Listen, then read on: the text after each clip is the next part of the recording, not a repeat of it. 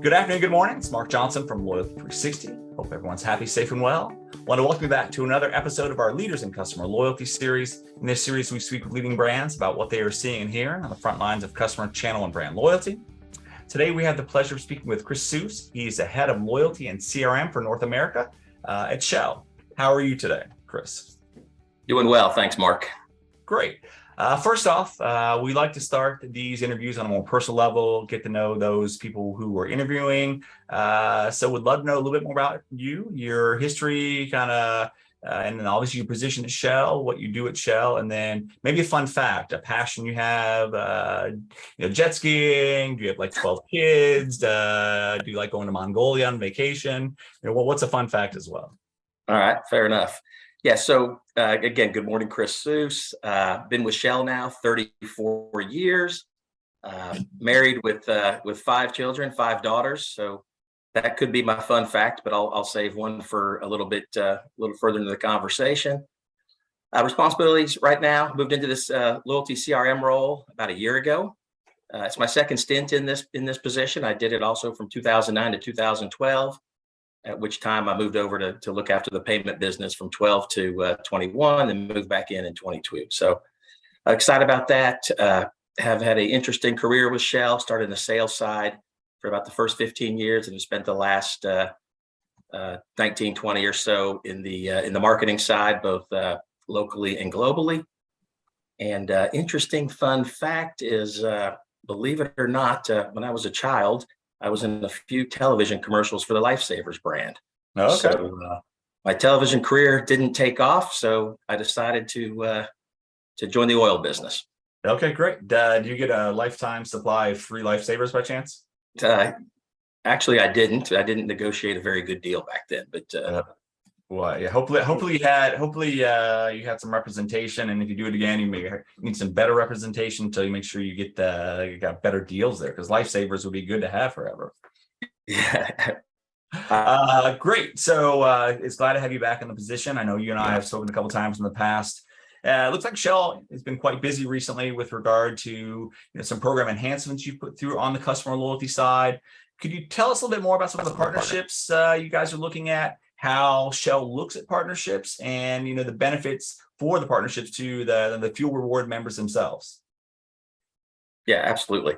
Yeah, so obviously we're pretty excited. We're celebrating our 10-year anniversary of fuel rewards this year, this summer, moving into next year, and partners are a big piece of that. They've been a big piece of the program since we launched.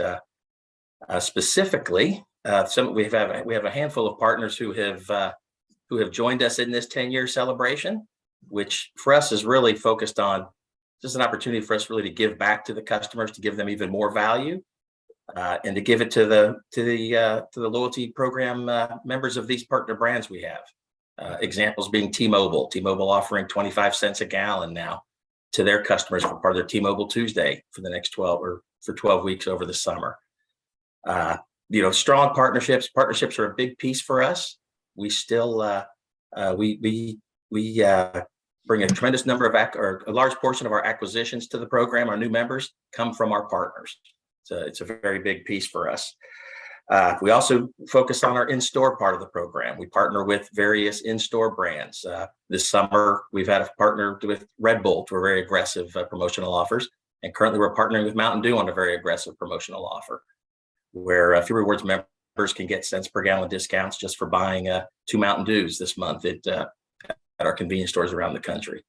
When they stack all these things up, we've partnered with Dunkin', we're partnered with Advanced Auto. There's chances for customers to save anywhere from $4 and $5 on a 12-gallon fill up just by doing things they do every day.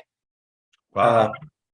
And we try to hit partners across a lot of different categories. We've got airline partner with American Airlines. We've got FI partners with Citibank and with Bank of America. We've entertainment category, Vivid Seats. I mean, the list goes on. We've got quite a few. And then, of course, we've got a dining program where Fuel Rewards has a dining program where if you dine and you have your card linked, you can earn savings just for going for dinner. Took my 16-year-old out for her 16th birthday. We had a handful of her friends at a restaurant. $400 later, the bill, but to my surprise, it was a Fuel Rewards dining, and I got a significant cents per gallon discount just from that. So fun element, lots of ways to earn for doing everyday stuff, and partners are a critical piece to it for sure. Absolutely. And partnerships are a big piece of the interest we see at Loyalty360. We have a growing brand membership. Partnerships are, especially with some of the privacy concerns coming down the pike, right? Looking at ways to create value for the brands, especially in a more reciprocal manner as well, too. So a lot of partnerships can be kind of a one-way hash that put a value into one program. And you guys seem to be doing a great job of balancing that. How do you determine which partnerships will have the most value for your customers, and how do you create kind of simplicity in getting the value benefits out to the customers as well? Yeah, so we've got obviously, like I said, a large number of partners. We find the success, and going forward, we look to identify partners that look at loyalty the same way we do, and that's around: are we being loyal to our customers? Are we truly being loyal to them in expectation of them being loyal to us? Those that want to do, it's important to us that it work for both companies. Companies that don't want us to simply invest in their loyalty program, but are willing to invest in our loyalty program. It's around these things having really, really crisp customer experiences, primarily digital, making it really, really easy for these customers to earn cents per gallon savings, earn rewards, earn whatever they may be earning from the other partner brand in a real simple, highly digital, easy way. And I mean, those are the ones that we look at that we have the most success with.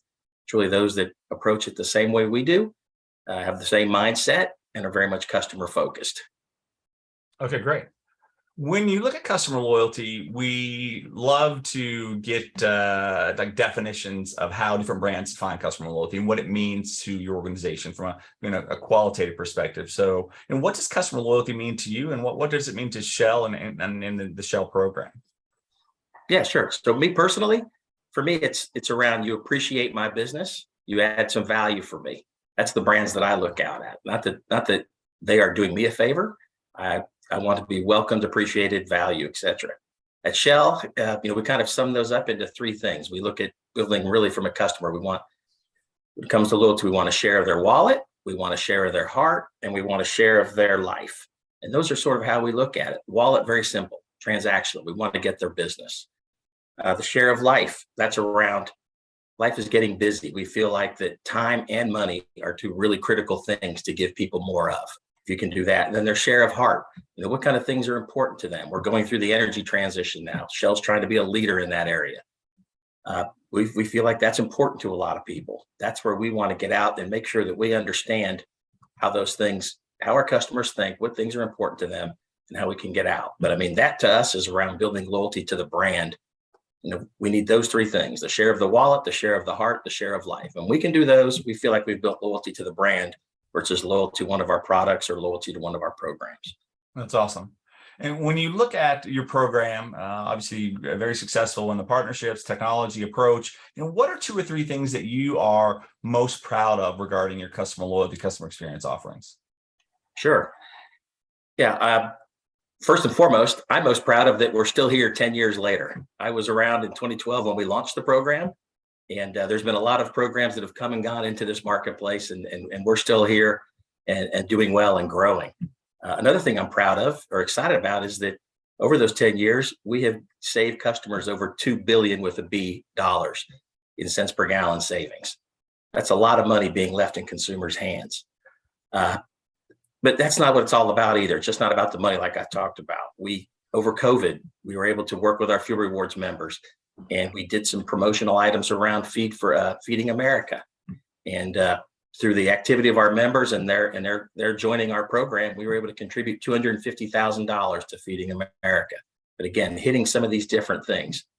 And then one program, just at Shell in general, that is not just limited to Fuel Rewards members, but we call the Giving Pump. It's something we started last year, and it helps our local sites invest in local charities. And what it does is by simply, the site will designate a specific pump, merchandise that pump, and a certain amount of the sales through that pump will be donated to a local charity. I think last year it was in excess of $2 million were donated to local charities. So again, I think that us doing more of that kind of stuff is what I'm proud of.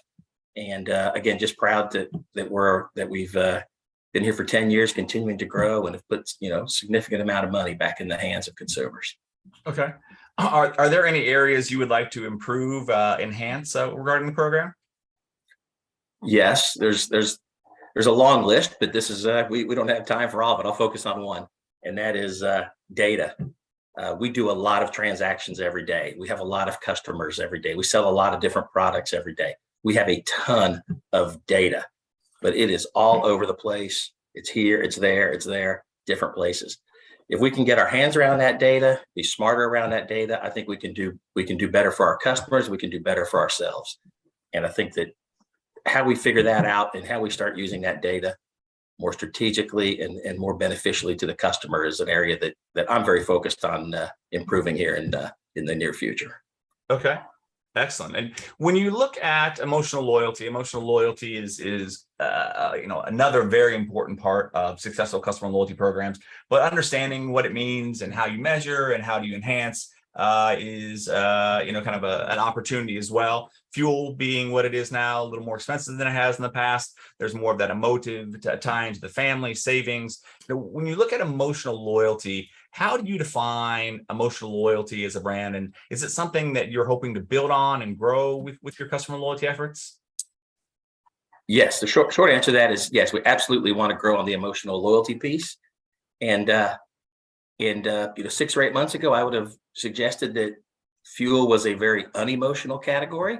But given what the price increases and the cost of fuel these days, that I think to your point and your question is it has become a very emotional category.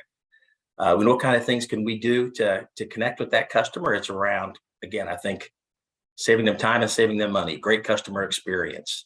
I think it's around something we've begun to do over the summer is having surprise and delight customer appreciation days, where for our Fuel Reward members, we just drop in a 20 cent per gallon discount on a certain day and just surprise them with that. It's understanding what's relevant to these consumers, recognizing them, and making sure they understand that we appreciate them.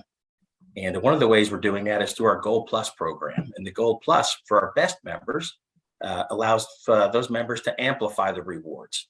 It also gives them access to experiential items, whether it be the Indy 500 or the New Orleans Jazz Festival, things like that, dining experiences that from well-known, recognizable chefs. How do we connect on those side of things? Move it beyond just the transactional piece is somewhere where we think there's opportunity, and we think that until you get emotional loyalty, you're not going to have brand loyalty, and that is very, very. For us, that's just the critical piece, and it's one where we're going to focus a significant amount of time and effort. Okay, great. And personalization is another area of interest for customer loyalty offerings, being able to personalize the content, relevant offers, messages, rewards that incentivize and drive behavior. When you look at personalization, it can be a challenge with technology, especially from a partnership perspective, right? Automation, making sure they're getting the right message in the channel. How are you looking at technology and its ability to potentially enhance the personalization efforts at Shell? Yeah, so I agree 100% that the only way we're going to really get personalization is through technology. We're investing heavily in our digital app. We're also in the process of working together with our Fuel Rewards partner PDI to make sure that our app experience are in sync with one another.